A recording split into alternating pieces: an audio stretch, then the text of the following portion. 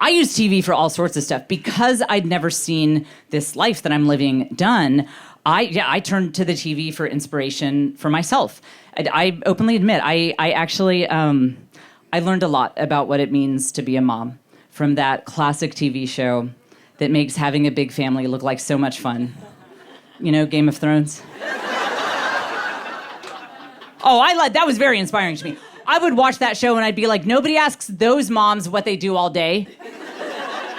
I don't see them having to make a meal plan.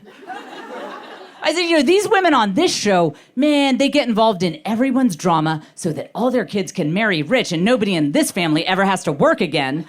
I'm like, that is a model of motherhood I can get into. I realized I'm not a stay-at-home mom, I'm a stay-at-home matriarch.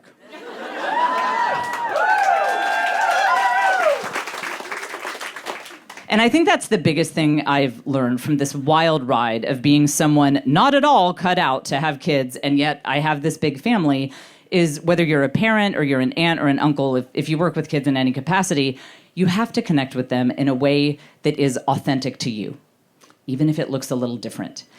And it took me a while to learn this. When I was a young mom, I thought that all moms were supposed to do glitter crafts with kids. I very quickly learned that if I ever do glitter crafts with young children again, the only result of that's going to be that I will be the most sparkly person in the psych ward. Cannot do it.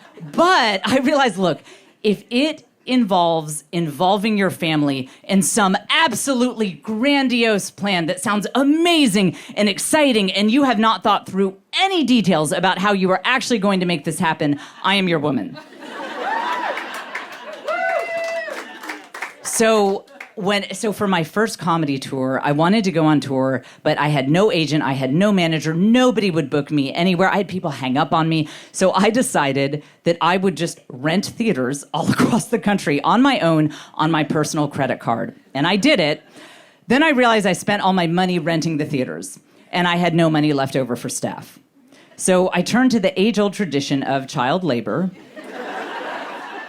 I would knock on my kid's door like, hey, honey, do you want tater tots with dinner? And do you want to manage a national theater tour?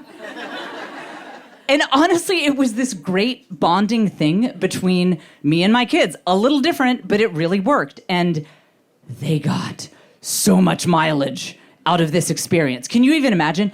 After that summer, when they reconnected with their little friends, their friends would be like, what did you do this summer? I rode the big slide at the water park. My kids were like, so I was in Toledo and the guys put the 36C gels on the lights, and I'm like, why do I even have a rider if you people aren't going to read it?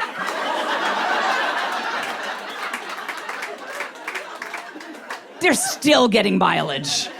They're still getting mileage out of that. So I started to just involve them in my career. I realized you don't have to put up these rigid walls between work life and family life. And so they were actually involved in one of the biggest decisions of my career. Some of you guys know about my background of being a daily SiriusXM talk radio host.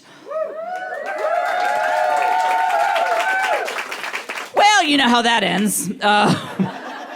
So in consultation with my kids, we decided together that I would quit that job to pursue my dream of doing stand-up comedy touring full time.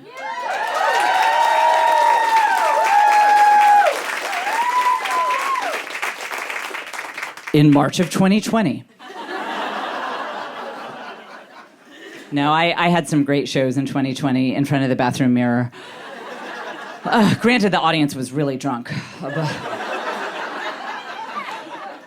Okay, here's actually something really funny about that. At the beginning of that year, my kids told me that I should make a vision board for what I want from my life. And they said, what you do is you take a piece of cardboard, you put pictures on it of what you want in your life. And one of my daughters said, so one of my friends says that whatever you put on your vision board will manifest. And she's from a hippie family. And I said, hey, we do not believe in manifesting. And they said, oh, because we're Catholic? I said, no, because I had a whole vision wall from Marky Mark back in the day. And he never showed up at my house, so That doesn't work. But I said, yeah, sure, I'll do it for inspiration. So I printed out pictures from the internet of all these different theaters and clubs that I wanted to tour to.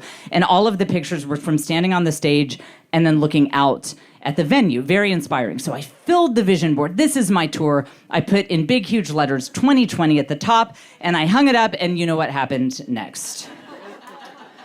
I was like, okay, well, you can tell your hippie friend how this worked out. I think we know whose religion is the right one now.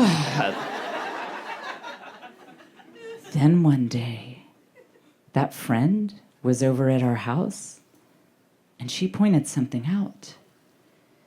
Do you know what kind of pictures venues have to put of their establishments on the internet? Can't have people in it for legal reasons. My 2020 vision board, she looks at it and says, Mrs. Fulwiler, your vision board is all of these theaters all over the country being empty.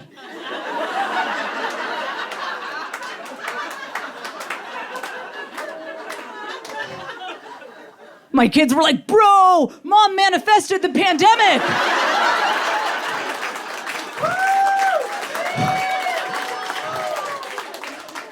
Yeah, I'm sorry about that, guys. My bad.